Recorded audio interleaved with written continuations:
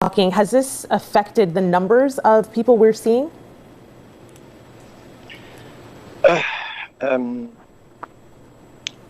I didn't understand your question. I couldn't hear it. Have the numbers of people seeking asylum been affected Yes. by these reports of people like you and like Sean who are being prosecuted? No, let me explain you one thing. There is people who's in danger in their countries, and they can't stay there. They have to run. And what's happening is the politicians think if they stop this humanitarian work, what we do in the sea, and let them drown, and they think that the refugees are going to be afraid to come. And that's wrong, because the refugee doesn't have other solution than come over to Europe and take that risk. No one wants to take that risk with the children if they don't have to. And this is the problem we have. This is what we're facing, that they are criminalizing the humanitarian work that we provide and let them die in the sea. How can you let children die? Understand this? Like, you have a child drowning in front of you. Of course I'm going to help them, even if... The European Union have sat idly by and have watched this crisis, quote unquote, continue to be just that. For years and years, they were having crunch talks, quote unquote, to come up with ways and solutions to solve this problem. Meanwhile, the NGOs floated about, actively searching for people to take them here. Maritime law doesn't say to take them over here. You can go and rescue people that are in distress and take them to the nearest port, something that you have a tendency to avoid on a regular basis.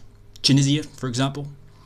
Not to mention, every single day, NGOs seem to stumble across so-called refugees that are in distress. So the maritime law might state that you can rescue ships in distress, but African men on a boat heading towards Europe are not in distress. They're heading towards Europe to meet you. They're heading towards Europe to meet your pals. They're heading towards Europe to meet, if not you, somebody else. And you may convince yourself, and the articles in the narrative may convince some, that this is all refugees and asylum seekers that are desperately needing rescued from drowning in the Mediterranean. But the reality of the matter is the refugees are long gone. The Syrian refugee crisis lasted about a month, quickly became something completely different. But yet, 5 years on from that fact, we still got NGOs peddling the same pish regarding children, the heartstrings getting tugged at, the guilt trips. The reality of the matter is, not only could the EU have stopped this at any time, they could have put their foot down and stopped it, but they've not. Second of all, with the NGOs consistently out there floating about, it incentivises these people. Now, you can try and argue the point that even if you weren't there, they would still come across because they're all fleeing danger, because they're all refugees. But not only are you then giving them justification to jump on the bandwagon if they're not actually refugees, but second of all, if the European Union had clamped down when they should have clamped down, then this would have stopped a long time ago. But the fact of the matter is the NGOs float about in the Libyan coastal waters now to beat the Libyan Coast Guard. They know that they can't be sent back to Libya apparently. Therefore, all they need to do is climb on a boat. You will meet them, proclaim it's a rescue mission, take them over here. You'll sit and you'll wait until somebody lets you in. And then we'll have activists screaming, crying, whine and moan for open borders are the next best thing at least, because of the harrowing plight of the so-called refugees. But African men that are around about the same age as I am today are not refugees.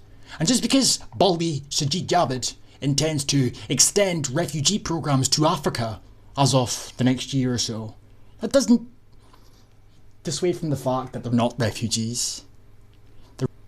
The refugee crisis, quote unquote, the premeditated, orchestrated refugee crisis was supposed to be for Syrians, give or take Afghanis or whatnot.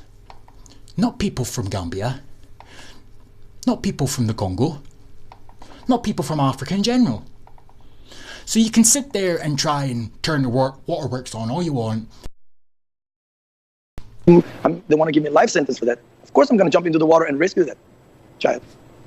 Rather irrelevant to bring up a child in this regard, considering you wouldn't know there was a child on board one of these boats unless you were out there anyway, and the fact that you're out there anyway means that it doesn't matter who's on the boat, they're coming over regardless. And I've seen Sean's work. I've been actually, I witnessed Sean's work and Sarah Martini's work. They're heroes. They shouldn't be in jail for rescuing people, for saving lives. Come on. That means if... African men exploiting a refugee crisis and being picked up by NGOs and taken over here is not rescue missions. It's not a rescue mission, sorry. It's not abiding by a maritime law at all. If anything, it's exploiting it or breaching it. And when these NGOs are told, on occasion, that they're not allowed to enter ports, they defy those countries and do it anyway. And then they go back out and they repeat the process. A person walk in the street somewhere in London and falls down, and we let that person die without giving first aid, that's good. But if we give the first aid, we'll sit in jail for that. All right, Sean, I want to bring you into the conversation, but first, I want our audience to hear some of the politicians who actually think it is a good idea that that not anybody should be able to rescue refugees or migrants who are at sea and get into trouble. This is the Interior Minister of Italy speaking here on his Facebook account. Have a listen to him. I saw that the German government wrote me a letter today asking to reopen the ports and to let all the migrants disembark. No, absolutely not. And I think I can say it on your behalf. There is a German ship that, breaking the Italian laws for the umpteenth time. Like it or not, there are some laws voted by the Italian parliament that represents 60 million Italians. Therefore, on what grounds private ships managed by private companies decide how to organise human trafficking and decide how and when to break laws? Sea borders and land borders are the same. And it is human trafficking. Considering the fact that they're telling you in this video that they're refugees and asylum seekers that are being rescued. The whole video up until this point has been built around the premise of sympathy-induced talking points, speaking about their plights and drowning children and harrowing photos and so on and so forth. But it's not refugees that we're seeing, nor is it children or women for the most part. It's economic migrants that know full well that the NGOs are out there, and all they need to do is jump on a boat because they can't be sent back, coincidentally, and the NGOs float about Libyan coastal waters, catch them, quote unquote, or rescue them and take them to Europe. It is human trafficking. It's a taxi service, call it what you want. I'll tell you what it's not. It's not a rescue mission. It's ridiculous to even assume so.